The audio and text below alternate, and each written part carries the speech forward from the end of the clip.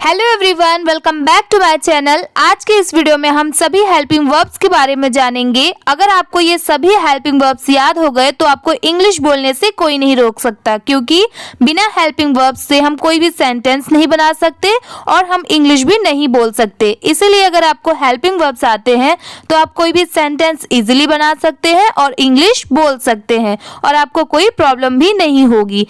तो चलिए वीडियो को स्टार्ट करते हैं।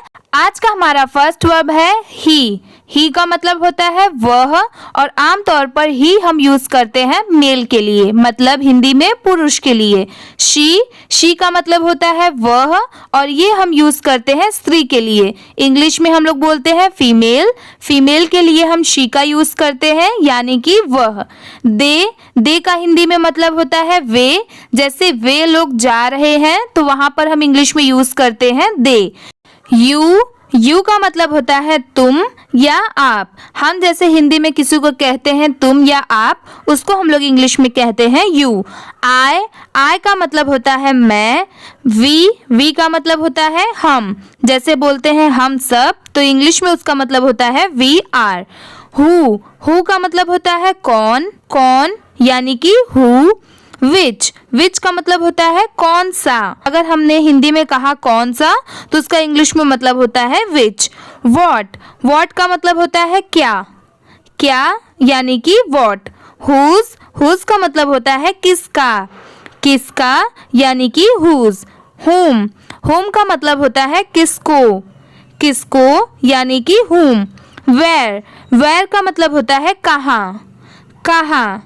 वैन का मतलब होता है कब। वाई का मतलब होता है क्यों। हाउ का मतलब होता है कैसे। ईच का मतलब होता है प्रति। एवरी का मतलब होता है प्रत्येक। मैनी का मतलब होता है अनेक। ऑल का मतलब होता है सब। सम का मतलब होता है कुछ। एनी का मतलब होता है कोई। वेरी का मतलब होता है बहुत, मतलब वेरी। मच का मतलब होता है अधिक, मच। ऑल्सो का मतलब होता है भी। हिज का मतलब होता है उसका। हर का मतलब होता है उसकी। देर का मतलब होता है उनका। योर का मतलब होता है तुम्हारा। माय का मतलब होता है मेरा। आवर का मतलब होता है हमारा। हिम का मतलब होता है उसको। दैम का मतलब होता है उनको। मी का मतलब होता है मुझे। अस का मतलब होता है हमको। दिस का मतलब होता है यह। दैट का मतलब होता है वह। दिस का मतलब होता है ये। दिस का मतलब ये। दोस्त का मतलब होता है वे, जैसे वे लोग, उसको इंग्लिश में कहते हैं दोज पीपल्स। इट का मतलब होता है यह। इट्स का मतलब होता है इसका। नो का मतलब होता है नहीं। नॉट का मतलब होता है नहीं। नॉट और नो दोनों का मतलब होता है नहीं। नेवर का मतलब होता है कभी नहीं। वंस का मतलब होता है एक बार। ऑलवेज का मतलब होता है हमेशा। अ का मतलब होता है एक, और एन का मतलब भी होता है एक। हम यूज करते हैं जहाँ पर कॉन्सोनेंट होता है, और एन हम यूज करते हैं जहाँ पर वॉवल्स होता है। ऑन का मतलब होता है पर। एट का मतलब भी होता है पर। इन का मतलब होता है में। टू का मतलब होता है को। ऑफ का मतलब होता है का। फॉर का मतलब होता है के लिए, के लिए। बाय, बाय का मतलब होता है द्वारा, मतलब किसी के द्वारा, बाय। विथ, विथ का मतलब होता है के साथ, के साथ। फ्रॉम, फ्रॉम का मतलब होता है से। अबाउट, अबाउट का मतलब होता है के बारे में, के बारे में। बिफोर, बिफोर का मतलब होता है पहले, पहले। आफ्टर, आफ्टर का मतलब होता है बाद में, बाद में।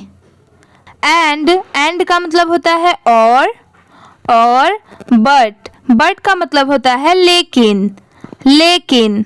इफ, इफ का मतलब होता है यदि, यदि। सो, सो का मतलब होता है इसलिए, इसलिए। एज, एज का मतलब होता है चूंकि, चूंकि। जस्ट, जस्ट का मतलब होता है अभी, अभी। बिकॉज, बिकॉज का मतलब होता है क्योंकि, क्योंकि। नाउ, नाउ का मतलब होता है अब, अब मतलब अभी। देन, देन का मतलब होता है तब, तब। हियर, हियर का मतलब होता है यहाँ, यहाँ। देर, देर का मतलब होता है वहाँ, वहाँ। इज का मतलब होता है। आर, आर का मतलब भी होता है।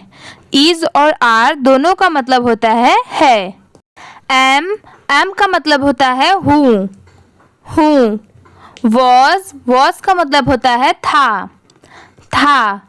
वर, वर का मतलब होता है थे। विल, विल का मतलब होता है होगा, होगा। शैल, शैल का मतलब भी होता है होगा। विल और शैल दोनों का मतलब होता है होगा। मे का मतलब होता है सकना। कैन, कैन का मतलब भी होता है सकना। मे और कैन दोनों का मतलब होता है सकना। हैज और हैव ये दोनों है तो डिफरेंट, बट हैज का मतलब होता है चुका है और हैव का मतलब होता है चुके हैं। हैड, हैड का मतलब होता है चुका था, जैसे वो काम हो चुका था तो वहां पर हम यूज करते हैं हैड। डज, डज का मतलब होता है करता है।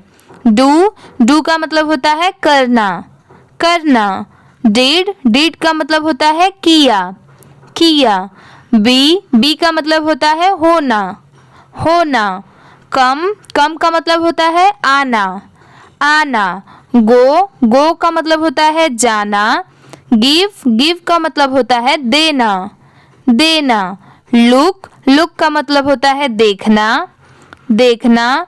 लाइक का मतलब होता है पसंद करना, या फिर हम लोग ऐसे भी कह सकते हैं कि जैसे, उसका मतलब होता है लाइक।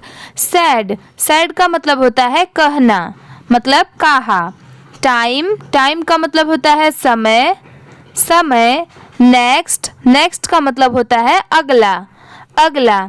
इसी के साथ में आज की वीडियो कंप्लीट होती है। अगर आपको वीडियो अच्छी लगी हो तो प्लीज़ वीडियो को लाइक कर दीजिए, चैनल पर नए हो तो प्लीज़ सब्सक्राइब भी कर लीजिए।